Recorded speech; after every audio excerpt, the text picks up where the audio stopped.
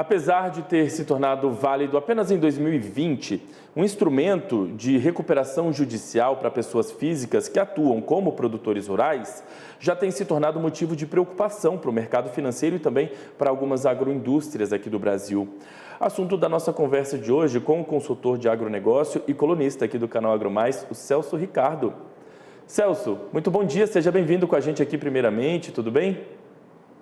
Bom dia, Felipe. Prazer estar aqui contigo de novo. Satisfação nossa em recebê-lo, Celso. Bom, primeiro vamos falar um pouquinho sobre o cenário atual. A Serasa Experian, ela revelou recentemente que os pedidos de recuperação judicial feitos por proprietários rurais que atuam como pessoas físicas registraram alta, no agronegócio brasileiro. Por exemplo, quando a gente compara, quando comparado a 2022, houve um crescimento de 535, a 2011, se eu não me engano, a 2022 mesmo. Houve um crescimento de 535% no ano passado, ou seja, houve um crescimento de 535% em um ano, de 2022 para 2023. Em sua maioria são produtores ali maiores que acabam fazendo esse uso desse instrumento, ô Celso. Enfim, qual a sua avaliação em relação a esse cenário?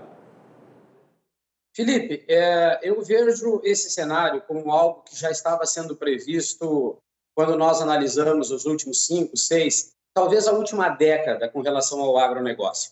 Nós temos vivido os resultados finais, principalmente quando a gente faz uma análise total sobre representatividade do PIB, por exemplo. Parece para todo mundo, quando a gente fala a nível de Brasil, que o agronegócio brasileiro vai muito bem, mas nós precisamos entender que faturamento recorde ele não nos traz uma clareza sobre margem de lucro e sobre resultado final. Nós falamos muito nos impactos dos volumes produzidos e do faturamento acima do normal, principalmente com relação ao mercado internacional, situações que não condizem quando a gente analisa a cadeia de valor, não condizem no sentido de resultado positivo. Nós falamos em volume, mas também nós falamos sobre a necessidade de produção até para honrar com seus compromissos finais.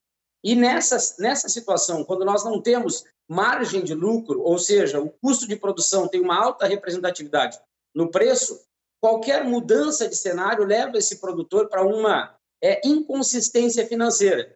E essa inconsistência está muito próximo de resultados negativos. E isso tem feito com que o produtor rural brasileiro procure caminhos e saídas para que ele possa se manter na atividade de uma maneira mais planejada com seus resultados e as suas necessidades de quitar aquilo que ele deve, e a recuperação judicial é a ferramenta que o produtor rural está usando agora. Celso, algumas entidades representativas do setor, como a Associação Brasileira das Indústrias de Óleos Vegetais, por exemplo, acreditam que essa onda de pedidos de recuperação judicial pode tornar o crédito mais caro. Você tem esse entendimento também? Quais são as consequências, de um modo geral, que você consegue elencar para a gente quando a gente consegue analisar esse cenário de alta, nos pedidos de recuperação judicial? Com certeza, para as instituições financeiras que vivem também esse reflexo de um agronegócio potente, de bons resultados, passa a causar neles uma incógnita, Porque essas questões do endividamento e do aumento dos pedidos de recuperação judicial trazem para o agronegócio brasileiro uma visão negativa. E essas instituições financeiras, com esse aumento da solicitação com relação à recuperação judicial, vai fazer com que eles tenham um pouco mais de cautela, onde as garantias para a liberação de crédito passarão a ser maiores e, principalmente, o impacto com relação aos juros cobrados nessa liberação de crédito para esses produtores rurais também vai ficar mais alto.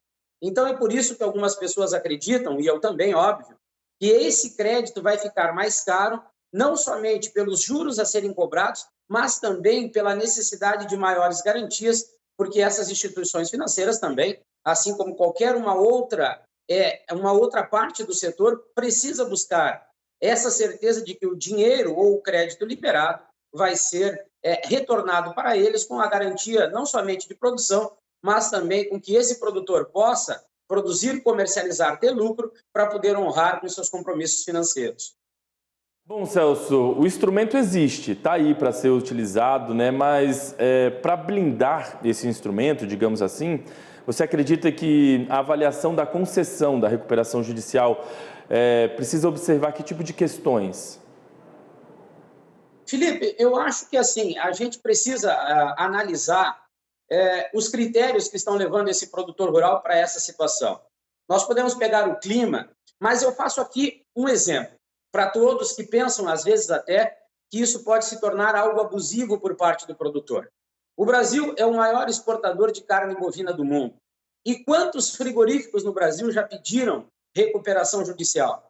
Então, é um processo que vem e precisaria ser analisado dentro da cadeia de valor. Se setor primário e secundário estão tendo lucratividade a partir das suas operações. E assim como os frigoríficos, no exemplo que eu dei, o produtor rural hoje mostra para nós que toda essa euforia criada em prol do agronegócio, ela não é real 100%. Nós temos uma situação ligada à capacidade de produção, de exportação, mas nós não estamos tendo o mesmo reflexo quando a gente analisa a parte de lucratividade do produtor.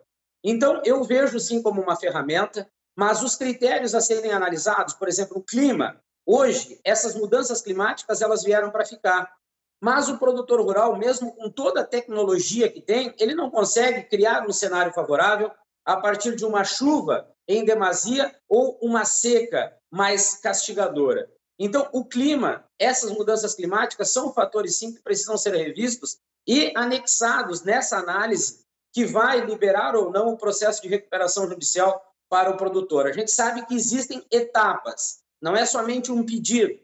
Existe um pedido, a apresentação de um projeto, a partir da análise desse projeto por parte daqueles que vão julgar o sim ou não, e a partir daí o produtor poderá ter acesso a essa ferramenta que eu acho importante para o Brasil, tendo em vista que os resultados que o produtor rural vem tendo no antes e no dentro da porteira não estão sendo satisfatórios. E isso também precisa vir à tona para que nós possamos debater mais e buscar o equilíbrio e estabilidade entre produção, comercialização e resultado para esse produtor. Celso, só para a gente amarrar aqui a nossa conversa, explica para a nossa audiência que às vezes não está familiarizada com os termos técnicos, principalmente ali o segmento que não é da agricultura empresarial, o que é de fato essa recuperação judicial, o que ela representa, o que ela traz aí para o produtor que faz esse pedido? De uma maneira simplificada, o processo de recuperação judicial nada mais é do que o produtor ele vai chegar num nível de resultados não satisfatórios financeiros e ele precisa buscar viabilidade. Ele entra num processo de endividamento ou da falta do cumprimento das suas dívidas e ele precisa reorganizar da porteira para dentro a sua propriedade. Ele vai apresentar um projeto onde ele se compromete, a partir de um determinado tempo, quitar as suas dívidas e, a partir desse projeto aprovado, ele consegue manter o acesso à liberação de crédito para que ele possa seguir produzindo. De uma maneira muito simplificada, é dessa forma que funciona o processo de recuperação judicial, muito parecido do que acontece com as empresas, só que dessa forma voltada para o campo, para o produtor rural brasileiro. Muito bem, Celso, está explicado de maneira muito didática e eu queria agradecer demais a sua participação com a gente hoje aqui no Agromanhã, trazendo esse assunto aí de interesse, né, para o nosso setor e desejar a você um ótimo restinho de semana. Na semana que vem a gente volta com um novo assunto. Celso, muito obrigado. Felipe, obrigado mais uma vez por poder estar aqui contigo e com os nossos telespectadores. Um abraço.